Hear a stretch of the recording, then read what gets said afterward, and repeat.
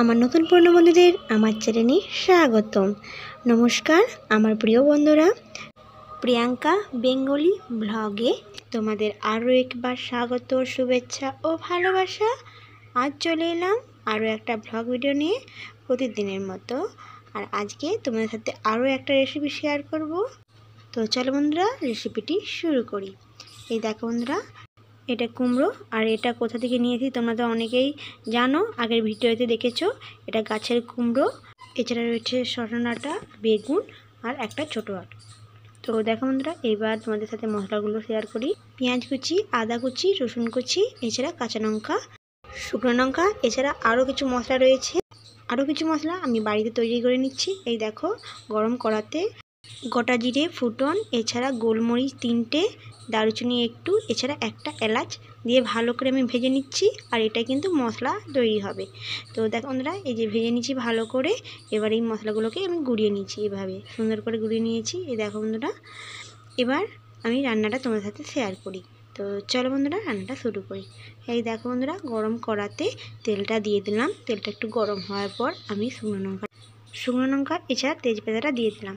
এবার দেখো ভাজা হয়ে গিয়েছে শুকনো লঙ্কা তেজপাতা। এবার পেঁয়াজ কাঁচা লঙ্কা আমি দিয়ে দিলাম। এবার ভালো করে পেঁয়াজ আর কাঁচা লঙ্কাটাকে আমি ভেজে নেব কিছুক্ষণ, এভাবে নাড়াচাড়া করে। তো দেখো বন্ধুরা, অনেকটা ভাজা হয়ে গিয়েছে। এবার আমি আদা ও রসুন বাটা দিয়ে দিলাম। এবার ভালো করে তেলেতে আদা রসুন বাটাটাকে ভালো করে মিশিয়ে নেব আর একটুক্ষণ ভাজা করে নেব। তো দেখো বন্ধুরা, ভাজাটা অনেকটা হয়ে গিয়েছে। এবার আমি শসা ডাঁটাগুলো দিয়ে দিলাম। আর এখানে শসা ডাঁটা আমি একটু বেশি করে দিয়েছি। তো দেখো বন্ধুরা, শসা ডাঁটা দিয়ে ভালো করে একটু নাড়াচাড়া করে নিচ্ছি কিছুক্ষণ। এবার দেখো, বৈতাল বেগুন আর আলু কুটে রেখেছিলাম এভাবে ছোটো ছোটো করে। তো দেখো বন্ধুরা, দিয়ে দিলাম পরিমাণ মতো নুন এবং হলুদ গুঁড়ো দিয়ে দেবো। পরিমাণ মতো নুন আর হলুদ গুঁড়ো দিয়ে এবার ভালো করে সবজিগুলোকে মিশিয়ে নেব আর কিছুক্ষণ আমি ভেজে নেব এভাবে। দেখুন, এভাবে নাড়াচাড়া করে নিচ্ছি আমি কিছুক্ষণ, যাতে সবজিগুলোর সঙ্গে ভালোভাবে নুন হলদি মিশে যায়। তো দেখো বন্ধুরা, এভাবে মিশিয়ে নিয়েছি। এবার আমি কিছুক্ষণ চাপা দিয়ে দেবো, এতে সমস্ত সবজিগুলো ভালোভাবে সেদ্ধ হয়ে যাবে। তো দেখো বন্ধুরা, সমস্ত সবজিগুলো ভালোভাবে সেদ্ধ হয়ে গিয়েছে। এবার আমি আরও কিছুক্ষণ এভাবে নাড়াচাড়া করে নেব।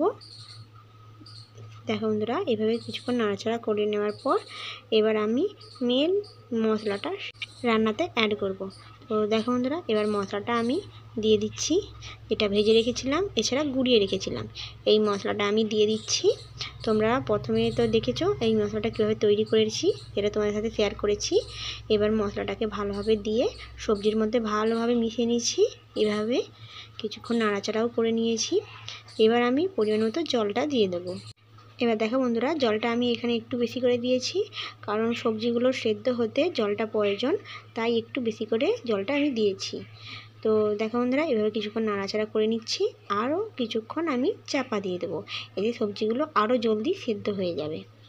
তো দেখো বন্ধুরা, কমপ্লিট সেদ্ধ হয়েই গিয়েছে। আর মাঝে মাঝে কিন্তু আমি একটু নেড়েইছি ঢাকনা খুলে। তোমরাও এভাবে একটু ঢাকনা করে মাঝে মাঝে সবজিগুলোকে একটু নাড়াচাড়া করে নেবে, এতে সবজিটা নিচে লেগে যাবে না। তো দেখো বন্ধুরা, এবার আমার কমপ্লিট রান্নাটা। আর এইভাবে তোমরা অবশ্যই একবার বাড়িতে রান্না করো, আর কেমন লাগে তোমরা আমাকে কমেন্টে জানিও।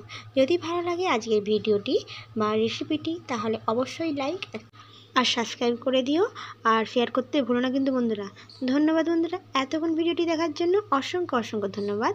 আজকের মতো এখানেই, আবার দেখা হবে পরবর্তী একটা ব্লগে। ধন্যবাদ বন্ধুরা।